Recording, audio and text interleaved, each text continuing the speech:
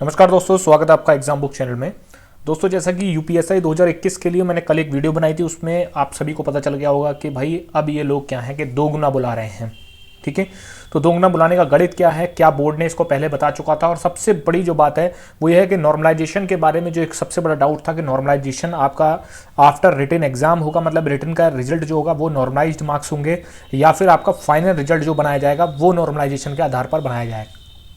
ठीक है, तो इन सभी चीज़ों को आपको एक बार में बता दिया जाएगा। इस वीडियो में सारी चीज़ें ही कवर की जाएंगी, एंड तक देखिएगा। ठीक है, इसके बाद जो 20,000 जो कह रहे हैं कि 20,000 जो है बच्चे बुलाए जाएंगे, उस आधार पर क्या कट ऑफ में रहेगी वो भी मैं वीडियो जो है आपको जल्दी दे दूंगा। ठीक है, थोड़ा एनालिसिस करना है बस, उसको हो रहा है, बाकी आप इस वीडियो को पहले देख लीजिए। देखिए, सबसे पहले आपको एक चीज़ बता देता हूं कि जब भर्ती बोर्ड ने पिछली साल सितंबर में एक नोटिफिकेशन निकाला था जिसमें कि टेंडर प्रोसेस के बारे में पूरी चीज़ें दी गई थी। सब कुछ टेंडर प्रोसेस के बारे में दिया गया कि कौन सी कंपनी किस नियम के आधार पर टेंडर प्रोसेस भर सकती है। तो उसी में से कुछ इन्फॉर्मेशन जो है, अगर आपको झूठ लगता है, अगर आपको लग रहा है कि ये मैंने अपनी तरफ से बनाया है, तो पहले तो मैंने यहाँ स्क्रीनशॉट्स दे दिए हैं। बाकी अदरवाइज आप जो है सितंबर जब में जाके वहाँ से डाउनलोड करके आप पढ़ सकते हैं इसको। ठीक है, बात यह कि देखिए, इन्होंने एक सेक्शन बी बना रखा था, उसमें ये बताया कि generation of the list of eligible candidate for DV/PST on the basis of the online written examination according to the normalization process. समझ गए?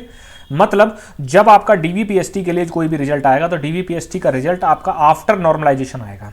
ठीक, आफ्टर आपका नॉर्मलाइजेशन ही DV/PST के लिए रिजल्ट निकाला आपका जाएगा। ठीक है, तो एक जो डाउट सबसे बड़ा था वो ये आपका टेंडर प्रोसेस में पहले ही लिख दिया है कि भाई DV/PST का रिजल्ट जो होगा वो नॉर्मलाइज्ड मार्क्स के आधार पर ही निकाला जाएगा।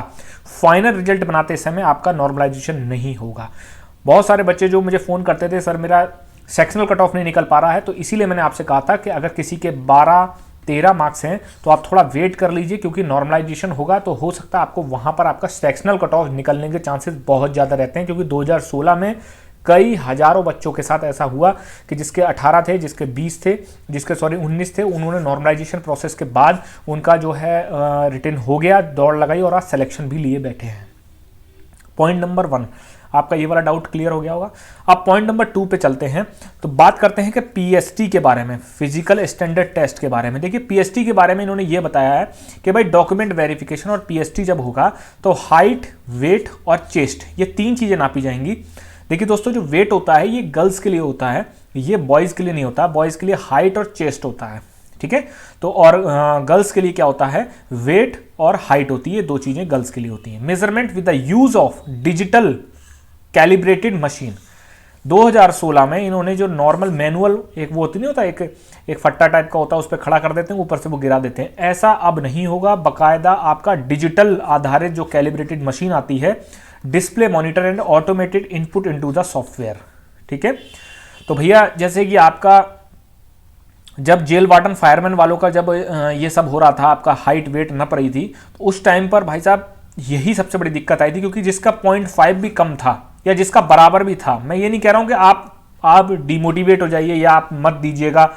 अगर आपकी दौड़ होती है, अगर आपका DV/PST होता है तो देने जरूर जाइएगा, क्योंकि वहां पे कुछ नहीं पता, क्या पता बोर्ड इतना जो है अच्छा हो कि वो आपको 0.4 0.3 से अंतर ले ले। लेकिन जिनके 0.5 कम थे या जिनका बराबर भी था, उनको भी बाहर का रास्ता देखना पड़ा था। अगर आप ना माने तो जो जेल वार्डन फायरमैन वाले जो बच्चे हैं जो सिलेक्शन लिए बैठे हैं, उनसे पूछ लेना, क्योंकि मेरे पास कई सारे फोन आए थे कि सर हमारी हाइट तो कंप्लीट थी, बिल्कुल बराबर थी, लेकिन तब भी हम निकल गए। ठीक है, equipment digital calibrated machine for the DV/PST will be provided by भर्ती बोर्ड, मतलब भर्ती बोर्ड ही प्रोवाइड कराएगा। वो हर एक पुलिस लाइंस, PSC जहां पर भी ये प्रोसेस चलेगा वहां पर पहले से डिजिटली रूप से एक डिजिटली जो सामने खड़े हो जाइए, वो आपकी हाइट और चेस्ट वगैरह, हाइट वगैरह ये नाप के दे देता है। ठीक है, चेस्ट आपका मैनुअली नपता है, लेकिन हाइट के लिए जो है वो आपका जो है वो ये मशीन के थ्रू ही होगा। ठीक है, और भाई सीधी सी बात है, biometric capturing for the candidate during DV/PST। मैंने आपसे हमेशा कहा, रिटन के टाइम बायोमेट्रिक हुई थी, DV/PST के टाइम रिटन के टाइम हुई, DV/PST के टाइम हुई, और फिर रनिंग के टाइम मतलब PET के टाइम भी आपका जो है बायोमेट्रिक कैप्चरिंग होती है, जो कि आपकी 100 आउट ऑफ 100 मैच करनी चाहिए। अगर मैच नहीं करी तो वहां से सीधे जेल जाओगे। ठीक है, या अगर आपने कुछ भी गड़बड़ करी है तो। पॉइंट नंबर 2 ये क्लियर हो गया आपको। अब चलते हैं पॉइंट नंबर 3 पे। पॉइंट नंबर 3 पे जो मैं बताऊंगा वो ये बताऊंगा कि आपको जो बच्चे ये कह रहे हैं कि 2x नहीं बुलाना चाहिए था, 3x या 5x बुलाना चाहिए था, तो वो भैया ऐसा है कि भर्ती बोर्ड ने पहले ही बोल दिया है।